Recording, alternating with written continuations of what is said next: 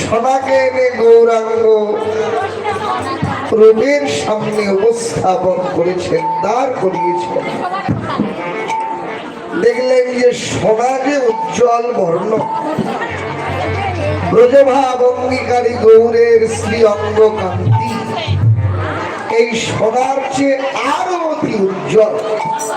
শুধু তাই নয়,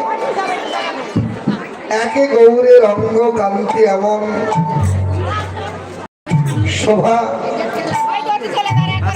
তাতে আরো হয়েছে কি সুমধুর হাসধরা, অর্থাৎ গৌরাঙ্গের অধর যুগলে এমনই মৃদুমধুর হাসি লেগে রয়েছিল যে হাসি দেখে ভাবনা হচ্ছিল, আহা, হাসি যেন নয় গো, যেন কোন অমৃতের ভাণ্ড হতে